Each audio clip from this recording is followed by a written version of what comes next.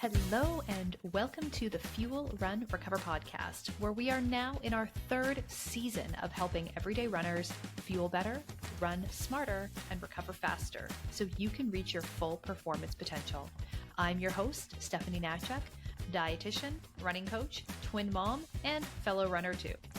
As the owner of Stephanie Natchuk Performance Nutrition, I've spent over a decade helping runners learn to fuel their bodies better, unlock their best running performances, and establish healthier relationships with food and exercise. This podcast is all about helping you become the very best runner you can be by teaching you the running-specific nutrition, training, and recovery strategies that you need to reach all your wildest health, fitness, and running goals.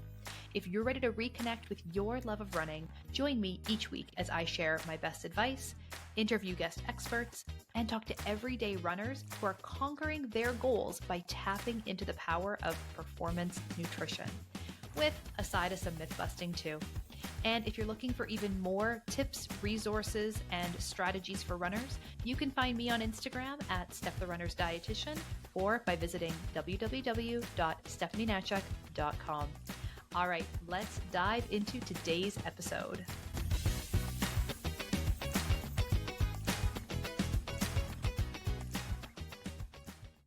Start today's episode, I just want to really quickly invite you to download my free fueling guide and strength training guides for runners. Currently available as a handy little bundle for you all in one at the link in the show notes. So just to give you more information, in this free fueling guide, you're going to find my top fueling tips for runners. As well, in there, I've put together some meal ideas and even a couple of recipes for your pre and post run fuel. We've also got some suggestions for what to fuel with during your run to make sure that you just have the best overall performance possible. If you've really been struggling to understand what to eat, when, where to start when it comes to supporting your running with better nutrition, this guide is here to help you kickstart your running journey. The other guide that I mentioned is my strength training guide for runners. We know that runners are notoriously bad at consistently getting their strength training in. So this guide includes both a PDF resource, it's got some tips, some guidelines, as well as a link to my series on YouTube where I walk you through all the exercises in this program, giving you some suggestions on proper form, how to modify if needed, how to progress things if needed. This is a really great beginner's guide to strength training for runners who want an effective but efficient full body workout that is going to support the key muscles and movements you need to run stronger and help stay injury free. So once again, both of these guides are available as a handy little bundle. So you just click on the link in the show notes, enter your email address once, and both of the free guides are going to get sent to your inbox right away. I really hope that you find these guides helpful and that they support you and your running goals in the most effective way possible. So without further ado, let's get into today's episode. All right. Hello, everyone, and welcome to this week's episode of the Fuel, Run, Recover podcast, where I am very excited to be joined by a fellow coach, Faith Raymond. She is the owner of Run Long, Run Strong Endurance Coaching, and she is going to tell you all about her and her company and what her kind of main area of focus is. For today's episode, we are talking about getting into the sport of running when you are already a master's level runner or an older runner, as I think a lot of us would kind of understand that terminology a bit better. Starting out as a new runner when you are not in your teens or in your 20s and having a conversation about how to, properly construct a training plan around that. What are some extra considerations? What are some good approaches to training? If you are listening to this as somebody who doesn't already have decades of running experience behind you, and you might already find yourself like in your 40s, 50s, 60s, etc. So thank you so much, Faith, for joining me today. I'm really excited to hear your thoughts on this this exciting topic. Well, Stephanie, thanks for having me. I'm coming to you from very, very cold Vermont right now. Getting my training in has been challenging over the past few days. But yeah, so thank you for the intro. Yes, I am a coach. I got into coaching. Funny that you're asking me on this podcast because I got into it as a master's athlete, and realized that there's a niche, right? There's a need for Yeah. coaches who understand what it's like to be a master's athlete, Yep. right? So there's a difference in what you can do in your 20s, what you can do in your 30s, what you can do in your 40s. I didn't start running until I was in my 40s.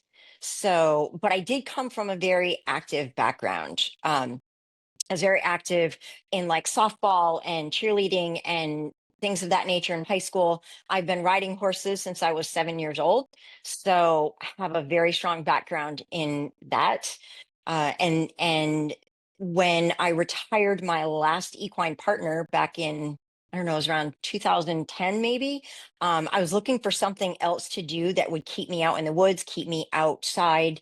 And I kind of fell into running. I wanted to do a benefit 5K for my hometown that got hit by a tornado. Massachusetts tornado like doesn't happen very often.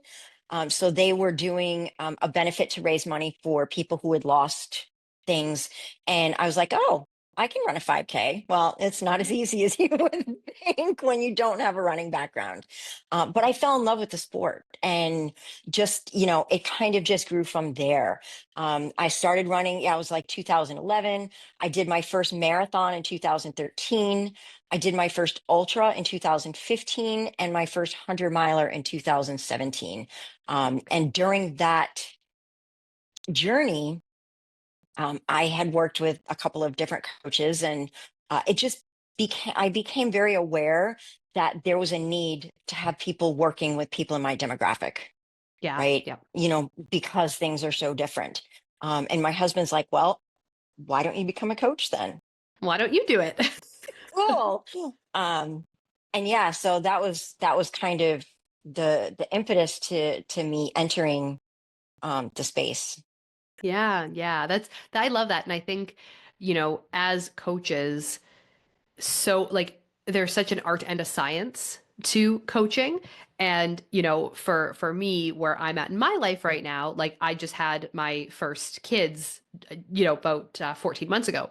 And so now bringing that with me into my coaching of now also being a mom and understanding the complexities of like trying to balance training with kids and all that kind of stuff in a way that like yeah you're aware of when you're not in that community and in that space, but when you're like Sure. completely immersed in it as a fellow runner, it just I don't know, it just makes you a better coach to like have all of this extra lived experience. Yeah, yeah. No, I agree. Not to say that younger people can't coach masters athletes. Of course, of Absolutely, course. they Yeah. can. Um, but sometimes it's easier to relate to someone who's in your demographic. Yeah.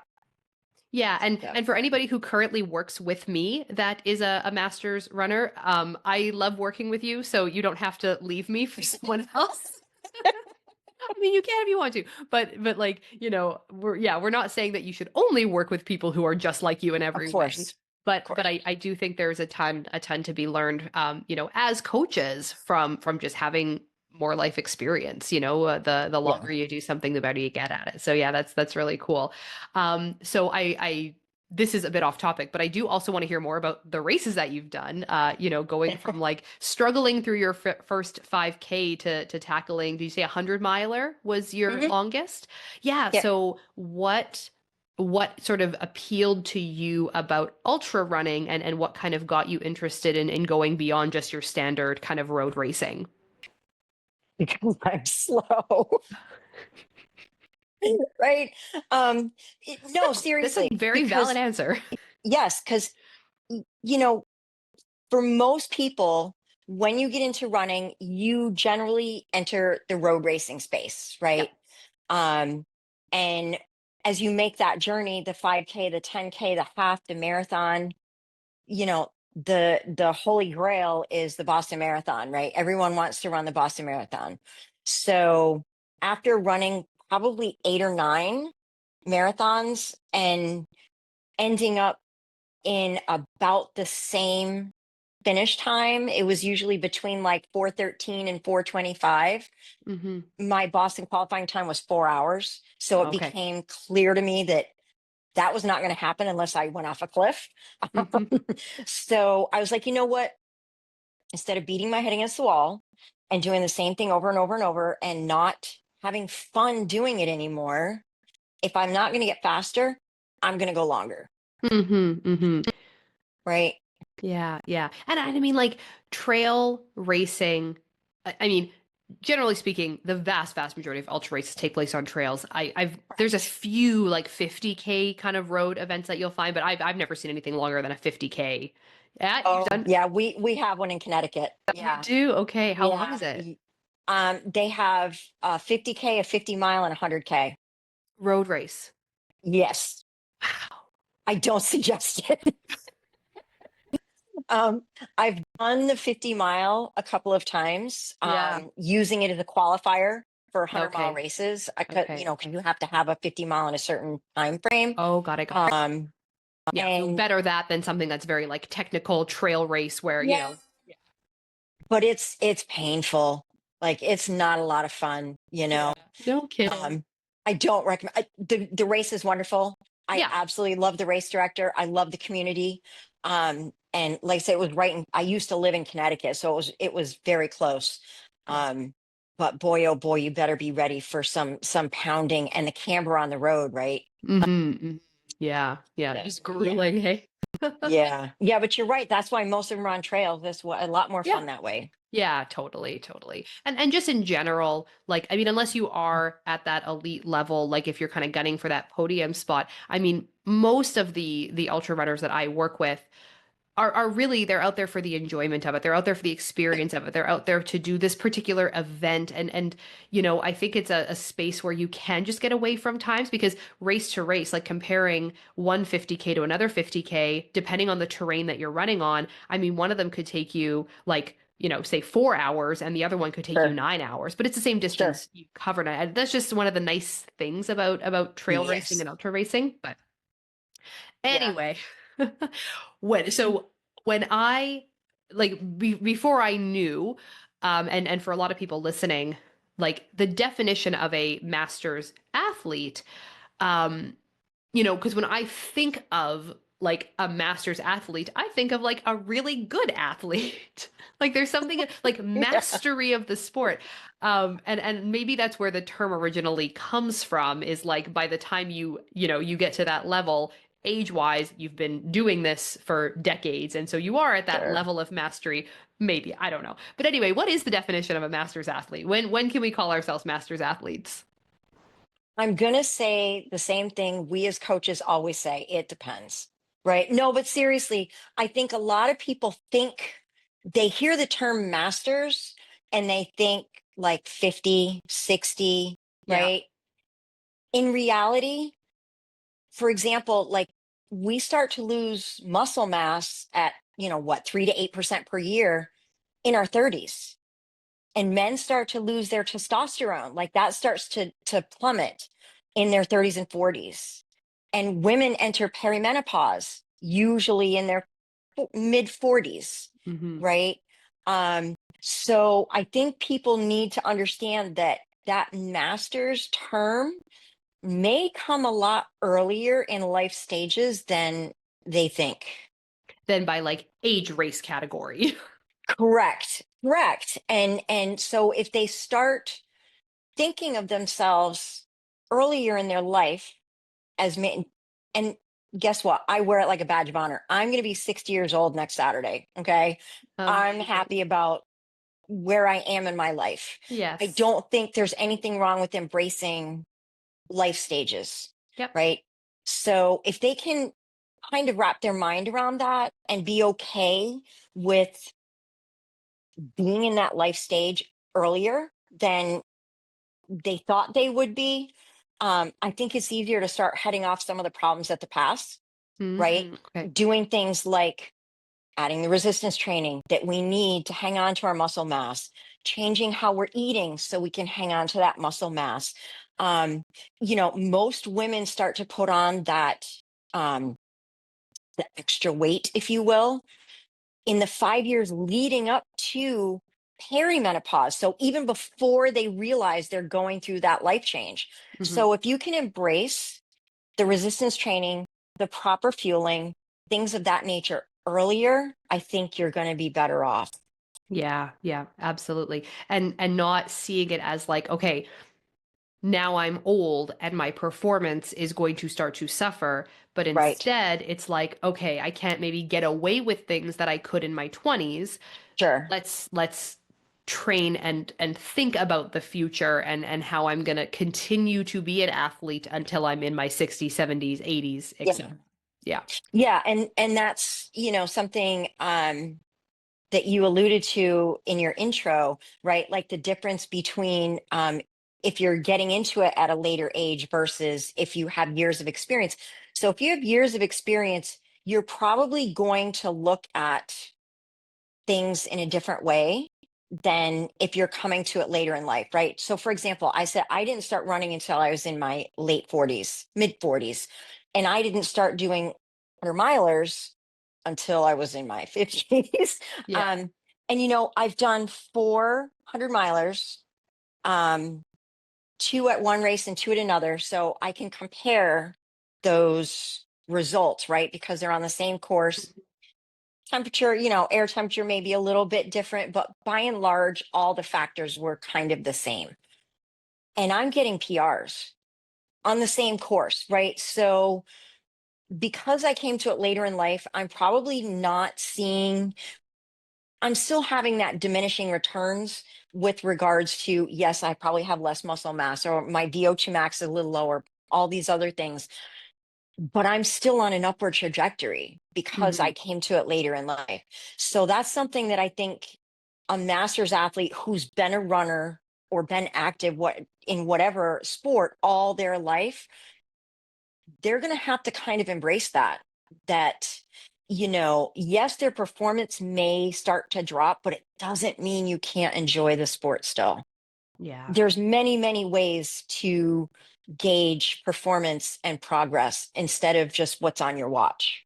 Yeah, absolutely, absolutely. And like, with professional runners and elite runners, you're seeing sort of these peaks in like late 20s, early 30s. Hmm.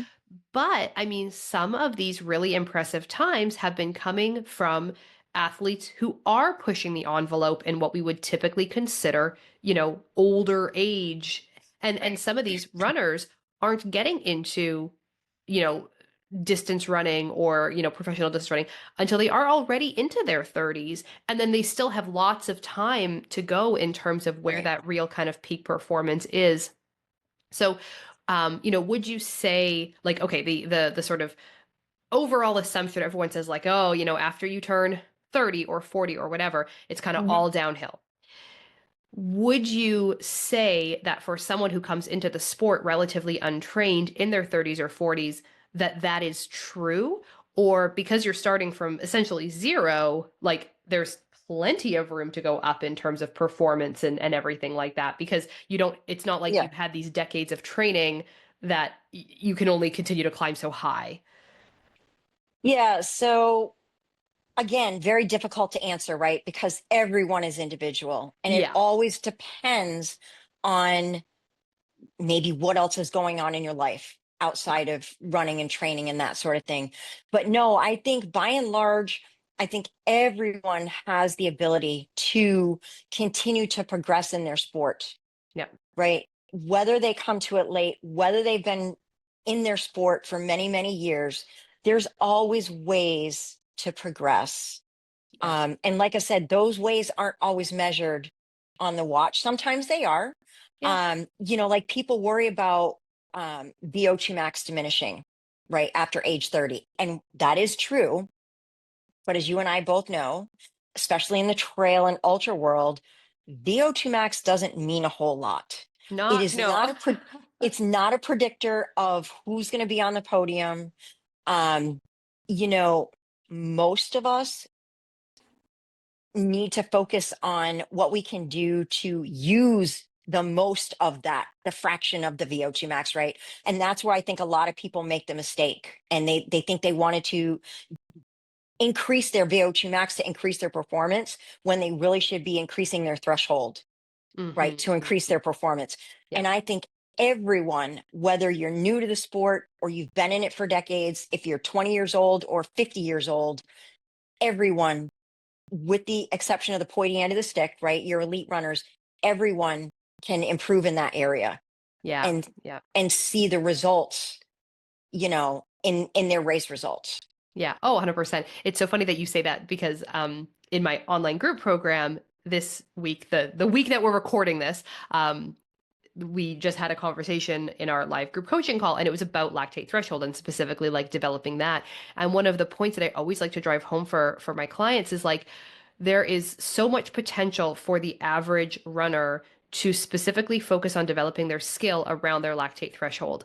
Yeah. And that's one of the, to me, if we're talking about people who race like marathons, half marathons, the vast majority of my clients, that's really what is going to help you race faster is Yeah. developing that side of things. Absolutely. So yeah, so that's just, it's funny that it came up again this week. But yeah, so here I go, off on my tangent again. So if someone's listening to this podcast, and maybe is just getting into running this year, um, and is sort of testing the waters, and they're coming into the sport of running as like a non-athlete. Like this is not somebody with a strong athletic background. Maybe they've been pretty sedentary for the last number of years, but they're getting into running for, maybe health reasons or whatever it might be. What are some of the biggest mistakes that you see athletes making in this space? Don't rush the process. Don't rush it. You have time. Like I see in some of the Facebook groups I belong to, I just started running in the beginning of this year and I want to run a 100 miler by the end of the year. And people are like supporting this. And I'm going, what is wrong with you? It takes years, 3 to 4 years, right? Mm-hmm. For so people think that ultra running is cardio and muscle strength. Well, it is, right? But it's also connective tissue strength. It's also Mm-hmm. bone strength. It's also Yeah. mental strength. It's all, and it each one of those systems develops at a different rate, Mm-hmm. right? Especially those connective tissues. Like that's Yes. where you're going to see most of the Yes. injuries, and on technical terrain if you're doing a lot of trail running, right? Correct. Correct. So that is my biggest piece of advice Okay. is please pump the brakes, slow down, enjoy the training process, right? I find that even like outside of the masters athletes, everyone seems to, not everyone, but different people at each demographic, at each gender, at each everything, they don't enjoy the training. Right. And I'm They like, just if want you the don't enjoy medal. the training, yeah, don't do the race. Like so I think that you need to embrace that it's not like, don't worry about the goal at the end of the rainbow, right? Just go out every day, do your workout, be consistent, take your time, enjoy the scenery, enjoy the ride. The races will be there waiting for you. Mm-hmm. You Yeah. know, Yeah. don't rush it. Don't Yeah. rush it. Yeah. And I think the other big thing I see is people, and this is difficult, people who have jobs, kids, everything else, and they're trying to fit in being an ultra runner, they miss out on embracing the recovery, right? Giving themselves enough time to recover from life, from their training. These adaptations don't happen while you're running, they happen while Mm-hmm. you're sleeping and while you're resting and while you're recovering, right? So, those are the two biggest things I think I see with people coming, especially coming in sedentary, is that you need to slow down both in your pace and in the process, Right. and embrace the recovery. Yeah. Yeah. No, I love that. And I think too, like, that's such an important point that you make is like there are a lot of runners out there, and again, across all groups, that do not get enough enjoyment out of the process of training. Right. And to put and then it becomes a matter of racing too often, right? Because if you don't have something coming up within the next 3 months, then you just don't even know what you're doing with your life, and what's the point in Yeah. any of this. There has to be a race kind of imminent on the calendar, and that does get a lot of people into a lot of trouble. And racing, I was just, saw this kind of comment on social media just in the last few days of just sort of this like surge of racing. And it's like everybody's racing all the time, and so much of it is because there is so much positive attention for racing online, right? Somebody says Sure. they want to sign up for this 100 miler. This particular individual may have no business signing up for this 100 mile race, I know. yet no one is going to speak up and be that naysayer that says, hey, you know what, like this is not a good idea for you, right? Because that just becomes fuel for the, well, I'll show you what I can do. And I yeah, know. sometimes it works out, and then sometimes it's fine, and they do the race and they survive and it's okay. But I think more often than not, people end up like making it halfway through and then not being able to compete at all. And that's the thing, right? It's not a question of can you do it? It's a question of should you do it? Yes, yes. You know, do you Yeah. want to be a flash in the pan and maybe get seriously injured Hmm. or do you want to be in this sport for a very long time? Yeah. Or and just You like know? and hate it, right? Because, you're going to Yeah. be suffering, you're going to be in pain, you're going to be having to go out for these like back-to-back long run days when you're exhausted. Like, and I know that for some people, like especially in running and fitness in general, but in running, like for them suffering is like part of it, but I don't think Yeah. it needs to be to the It extent that doesn't. some people sort of have it in their minds to be. And I get that for No. some people that is part of the fun is the suffering, and I can appreciate that, but I think a lot of people think that it has to be part of it, and that is not the Yeah. case. No, and that's what that kind of circles back to talking about recovery, right? Yeah. Remember the purpose of your workout. Like you should have at least 3 runs during the week, during the 7-day period, 10-day period, whatever, that are recovery. Just run, walk, or power hike. Like everyone doesn't need to be hard. And I think Hmm. that's another trap that people fall into, whether they're a Yeah. master's runner or not, or they're a new runner or not, is they fall into that trap, right? That you need to feel a burn for it to, that's Yeah. not true. Yeah. And I think that a lot of that kind of crosses over from like other fitness spaces of, your boot camp classes or like those like Orange Theory like Yeah. type, and I don't mean to harp on Orange Theory, like please don't come Hmm. for me, but like, those types of styles where you go in, it's your 30 minutes or 45 minutes or whatever it is. You're going in, you're getting it done, you're sweating up a storm, and it's efficient, right? And for people who like that's the style of training and that style of work they want, that's fine. But it's then like I have a lot of runners that I meet who it's like they're doing that 3 or 4 times a week and then running. And so then the idea that you're supposed to like make your runs easy, it's like, but no, exercise is supposed to be hard. If you're not busting your ass, then like what are you doing here? Well, that is true for resistance training. That is true. If you're in CrossFit or you're at boot camp or you're at, right, that is true. Running is a different animal Yeah. and needs to be treated as such. It needs to be embraced as such, that Yeah. it's different, right? So just deal with it. Yeah. Yeah. Love that. Love that. So, when you're coaching, and do you coach non-masters athletes as well? Mhm.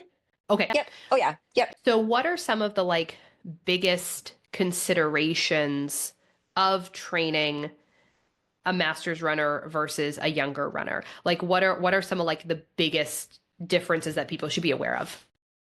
So, one thing is intensity, right? So, everyone loves the 80-20, right? Everyone embraces that 80-20, 80% easy, 20% hard.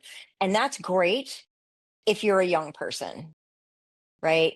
Unfortunately, when we get past a certain age, Mhm. um, our physiology is such that we respond much better to higher intensity as opposed to the long, slow distance. I am not saying you don't need that in your training. You absolutely do. But by and large, we want to make sure that our masters athletes are getting some of that higher intensity, maybe a little more often than that 20%, right? Yeah. Um, it's that explosive power and strength intensity that helps us hang on to our muscle mass. And I'm not going to bore everybody with mTOR and protein synthesis and all of that Mhm. stuff and how the endocrine system has completely screwed us being older runners. Um, but that's the end result. The end result is we no longer have the metabolic pathways to building and repairing muscle that we did in our younger days. So we need to replace that with a different stimulus. And that stimulus is higher intensity and strength training for power and strength, not strength training, not resistance training for muscular endurance, which Mhm. is like your 10 to 12 to 15 rep range. You need to be doing like 3 to 5 reps of heavy lifting to Mhm. Mhm. to have that stimulus. Of course, you need to build up to that. I'm not saying go to the gym and lift, deadlift 300 pounds.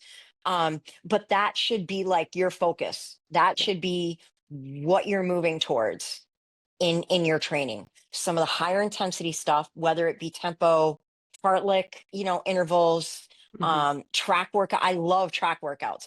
I'm never going to compete at a 200 or 400 or 600 meter, but I love going to do repeats on the track. It's so much fun. Yeah. Um, but we need to have more of that, and we need to have more of that lifting for power and strength. Yeah. Yeah, absolutely. And would you say, like, is there also, of course, we want to periodize our training and be sort of race specific in those seasons and then look at things differently in the off season. So I guess then in regard to how you kind of set up a training cycle for someone, if we're comparing two athletes in say like an off season Mhm. versus training for like an ultra race, because obviously with like ultra racing or marathon running, like there needs to be a certain amount of volume that we Of run, course. right? And Of I don't course. want, Yeah. I don't want people listening to this thinking that like, oh, I don't need to run as many miles. If they're faster miles, then that's okay. We do Right. still need to build up the volume, but it's more so about like shifting that focus outside of the race specific training to really focusing on building and maintaining that muscle mass. And how do we do that? As Faith said, it's with that heavy lifting and not being Yeah. afraid to lift heavy, you know? And Right. I also think that comes back to like as coaches or, fitness professionals who are working with these athletes, like to also be encouraging people to see if they can lift more, to see if they can lift heavier, like just to always Yeah. be pushing that progress. Because I think a lot of runners sort of get a strength training plan and it says to do this many reps and this many sets and they do it and the plan never tells them to do more, so they don't know they're supposed to Right. do more. They need to be coached around how to progress things, because if we follow a running plan, you're just following the running plan and it's progressing for you. But often strength training programs are Yeah. written a little bit differently because there's so much variation in which exercise you're going to increase your weight on or how you're going to make those, that Sure. progressive overload. Yeah. So again, everyone is different, right? And depending on where they are in their journey, I will sometimes recommend that an athlete get a personal trainer, someone who is experienced with working with a master's athlete, Yeah. hopefully someone who's experienced with working with a master's athlete who's also a runner, because that matters. Yeah. um, I actually spoke with a strength training coach at a gym one time, and he was like, oh, runners don't need to work on, calf strength and ankle strength. And I'm like, what? Excuse me, Yeah. sir. So I was like, Where did you get your training from? Because that couldn't be further from the truth."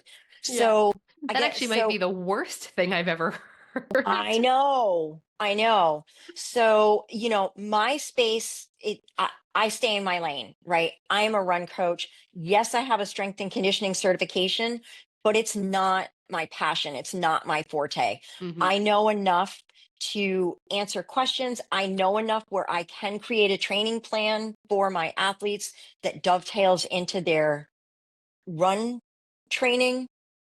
But someone who really needs, especially someone who has not been a lifter, I think it's really important that they get a strength and conditioning coach that can help them do the moves properly, be Yeah. body aware, right? Yep. Not get hurt, do things the right way. Yep. and able to progress them. But if I'm working with someone who does have a strong background in resistance training, then we can periodize that, Yep. right, together. Um, and you do want to do the bulk of your really heavy lifting in your off season, right? And then kind of when you start your run program for your race, the first 3 to 4 months, okay, now we're going to go, into maybe some of the endurance, less weights, higher reps, because we don't want you completely wrecked to try and do your run training. Yeah. Right. And then we kind of taper that off even more as we get into the specificity phase, maybe like the last 8 to 10 weeks before their race, we really drop that strength training. Maybe if they've been doing 3 days a week in the off season, they're doing 2 days a week during the beginning phase of their run training.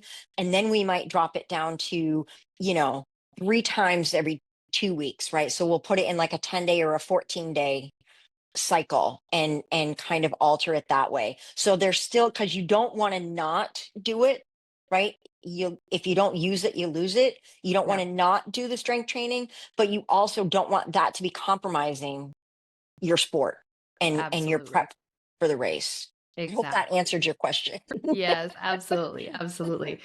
And so, what are some of like, if you're kind of coming into the sport of running with a strong athletic background already, maybe you've spent lots of years as a cyclist or a CrossFitter or, any other number of things that you could do that aren't running, swimming, I don't know. All Yep, these other things that you could do, or maybe play team sports. And now you're going to transition to running. I think that there's, obviously a fairly easy transition, when you're coming in already with strong muscles, healthy joints, hopefully, good bone strength, good cardiovascular system development. Like you're coming in with a certain amount of fitness that can translate as long as you just learn how to run properly, and maybe work with a coach who can just help you to do that. But what are some of the specific challenges that like a new runner would face coming into the sport from being relatively sedentary, given that you have so many things you're trying to work on at once? Like I think, sure. one of the reasons that I wanted to have this conversation with someone who specializes in working with masters athletes is because, you come into the sport and say you want to one day run a 100-mile race. But you need to build up the cardiovascular endurance, you need to build up the muscular strength, you need to make sure your joints can handle it, you also need to recover and rest and not do too much too soon. Like there's just almost so many balls in the air. how Sure. how do you approach working with these athletes when it can almost maybe feel overwhelming of like all the systems we have to develop at once? Sure. No, and that's valid. That's valid. Um, So I think you'll find many different schools of thought in this area, but Okay. so most of the masters athletes that I work with also have full-time jobs and families. So we have to be realistic, right? Yes, in a perfect world, we want to do our run training and our strength training and all, like, all of this, overhaul our nutrition, right? They get this, they want this all or nothing mindset, right? Yeah. When in reality we just need to pump the brakes and let's start somewhere, right? Hmm. And let's keep it simple. So for these athletes, it's probably going to be, we're starting with a run walk program, Yeah. right? We're doing a structured 30-second run, 30-second walk for 10 minutes, or 3 times a week or whatever. And we kind of let their body be the guide when we know when they can handle a little bit more. Hmm. And so doing that, and then maybe letting them get used to that routine, because that's another thing, right? It's not just the physicality of it. It's getting used to getting up 30 minutes earlier, or eh, dropping their kids off at dance class and maybe doing their 30 minutes while they're Hmm. waiting for, or something, trying to Yeah. Yeah. figure out how to fit this in. So Yeah. now once we've gotten used to, okay, we have a different schedule now, and we're going to start doing this, and we're getting a little bit stronger, and we're feeling pretty good at this run walk, and maybe we're extending the run intervals and squeezing down the walk intervals. Okay, now we can start introducing maybe once a week. Let's do some body weight exercises. Then we go to twice a week. Then we go to 3 times a week, and I try to keep it simple. Mhm. People don't need to be in the gym for an hour. Like Yeah. that's, if you're a power lifter like my husband used to be, I get it, right? But people like you and I who are trying to be healthy and maintain our muscle mass, we don't need to be in there for an hour, you know? And you can do this set of exercises on Tuesday, do a different set of exercises on Thursday, do a different set on Saturday, say, and you've gotten 3 nice workouts in, and maybe you've been in the gym for half an hour, Mhm. right? And that's okay. Like that's, but for these people who are starting, once we start introducing, okay, we're going to do some body weight squats, and we're going to do some modified push-ups, and we're going to do, some of these other things, that we can do with just our body weight, no equipment. You don't have to go to the gym. You can just do this at home, right? So we do that once a week, then we do it a couple times a week, then we do it 3 times a week. And as they get used to this new way of moving and this new schedule that they need to fit into their life, then we can start adding more, right? Just because, yes, the end goal is to heavy lift and run 60 miles a week or whatever, doesn't mean it has to happen today. Yes. Right. And I Yes. think that's the biggest hurdle I see that with a lot of folks is they get overwhelmed because they know this is where they need to be. And Mhm. why can't I be there in 2 months? We don't Yeah. have to be. That's the beauty of it. You don't have to be. Yeah. For these people coming to the sport who have previously been sedentary, number one, they're going to see results very quickly.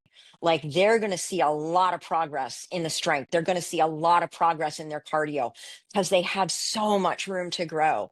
And I Mhm. think that snowballs for them. They Yeah. start to see these results and they feel good and they Yeah. feel motivated to do more. So it just builds on itself, Yeah, yep, right? absolutely, absolutely. Yeah, it reminds me of an athlete that's in my online program who was on a podcast episode with me just at the end of my last season, and she had joined my program early last year, so she's just coming up to being in for a full year.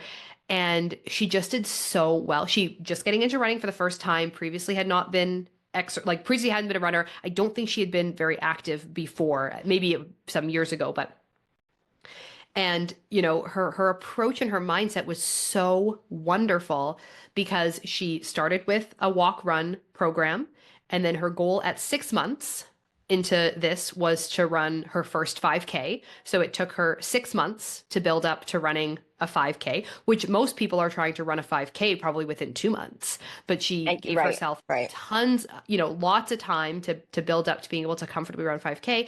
And then from there, she did a couple 10Ks over the next 12 months. And then now is currently training for her first half marathon, a full, it'll be probably 18 months from when she Yeah, started running. And that is a much more reasonable approach as a new runner than what a lot of people yeah. give themselves. Most people are trying to go from zero to half marathon within 6 months versus zero to Yep. 5K within 6 months. And I mean, she achieved every single one of her goals.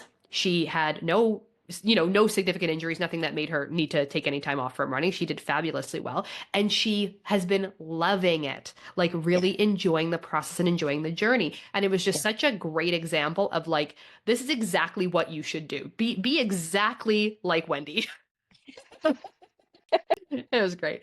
But yeah, so, in terms of then that transition for people who do have a strong athletic background in other sports, what is their transition to running looking like? Or what are some of the things that you're sort of doing differently with people who are, coming to you and they're like, they've been a cyclist or they played team sports and they're like, oh, I wouldn't mind getting into running along with everything else that I do.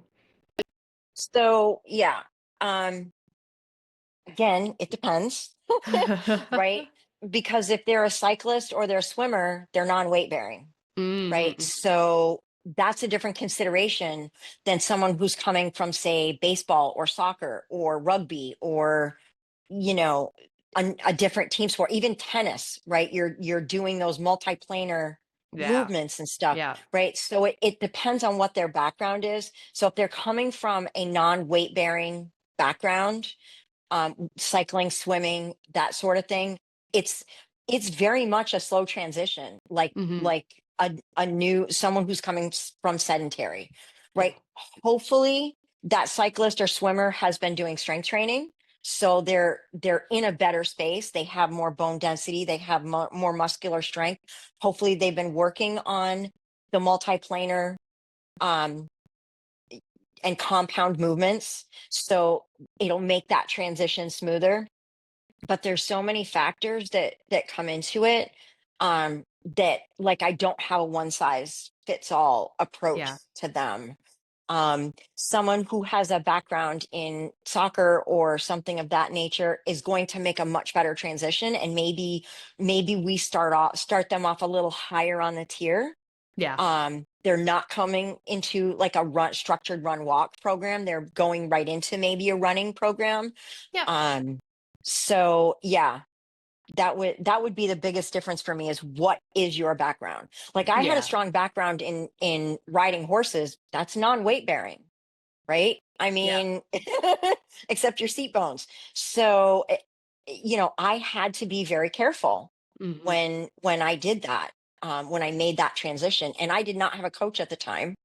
I did it on my own, and luckily did not get injured doing my first couple of 5Ks, right? Yeah. Because I'll admit it was a pretty quick turnaround. Um, but it was something it was something I felt strongly about. Like I said, it was Yeah. that benefit 5K for my hometown, and I'm like, I really want to do this, even if I have to walk it. I really want to do Yeah. this, right? Um, but was that the smartest move? Probably not. I wouldn't advise it. So yeah. Yeah. And so if someone's listening to this episode and their concern is that like they would like to be a runner, but they just feel like they're just at this point in their life, they're just too old to even start, what would be your advice to them? Get a grip. Right? You are never too old. Oh my gosh, I see this a lot, if I'm to be honest with you. Okay. Um, and I think that when you think like that, you are doing yourself a huge disservice, Yeah. right? Okay, maybe if you're coming into the sport at 55 or 60, okay, maybe you might not ever get to run a 100 miler. But boy, oh boy, if you start moving and start walking and start running and start lifting, the rest of the quality of the rest of your life is going to be so much better and so much more enjoyable, right? And so much more Yeah. injury free. Yeah. So I say, like, if and a lot of people feel overwhelmed, right? Because, well, I'm 50 years old, I there's so much information out there. What do I do? Like we were saying earlier, yes, your end goal is to lift heavy, or your end goal is to do higher intensity running. But the truth is, any movement you do is going to bring you improvement in your health and in your well-being Yeah. and in your mental health, right? We know how much running and lifting and activity affects your mental health. So if you, Yeah. anything you can do is going to benefit you. So don't wait, just do it. Just do it. Jump in with both feet, just do it. Yeah. Yeah, love it, love it. Yeah, all right. So that is, everything that I wanted to talk about today, and everything that I wanted to get your thoughts on. But did you have any final kind of pieces of advice or tips to share? And of course, where can people find you and connect with you? Sure.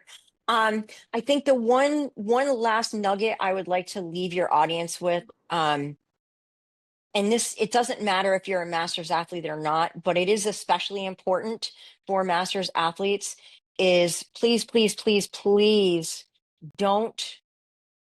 I know a lot of athletes get into running because for weight loss or body recomposition, things like that. And that's great. But at the end of the day, you still need to fuel your body properly.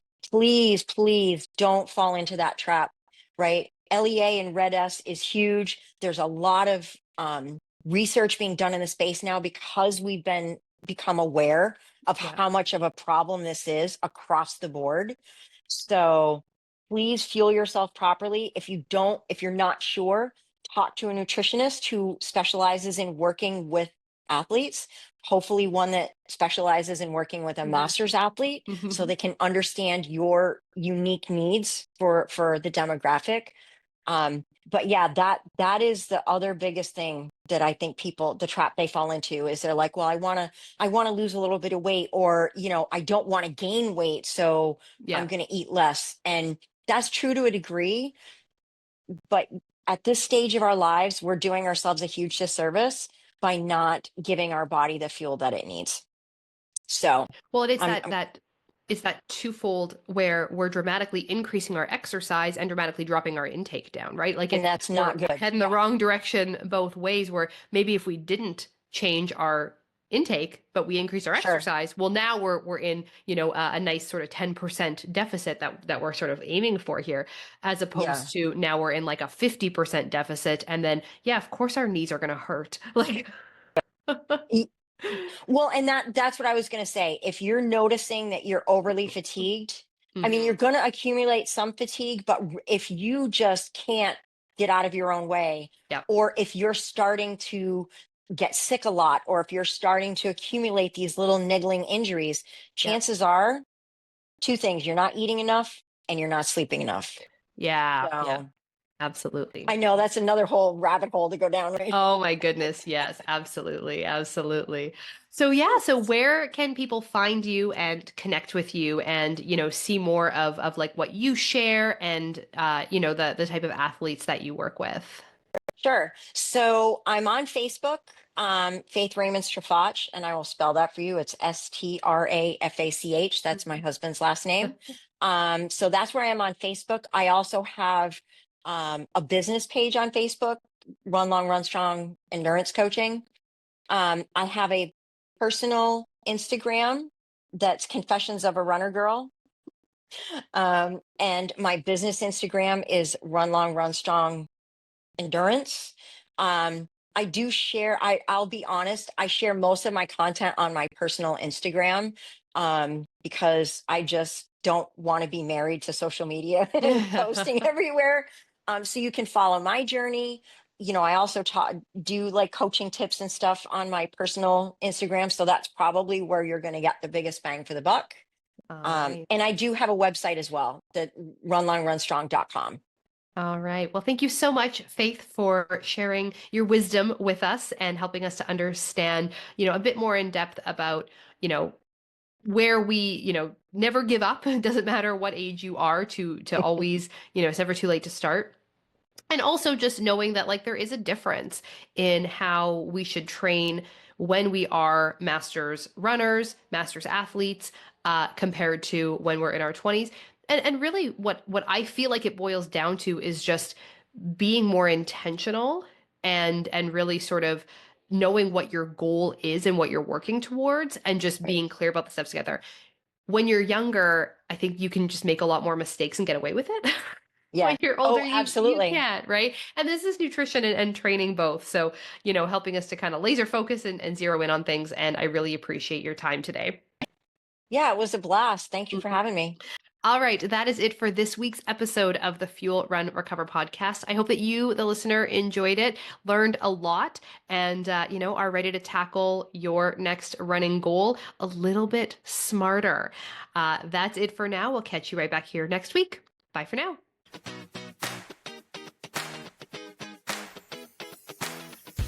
The information on this podcast is for educational purposes only and is not to be used or relied upon for diagnosis or treatment of any health condition. This information does not create a client-practitioner relationship and should not be used as a substitute for professional medical advice.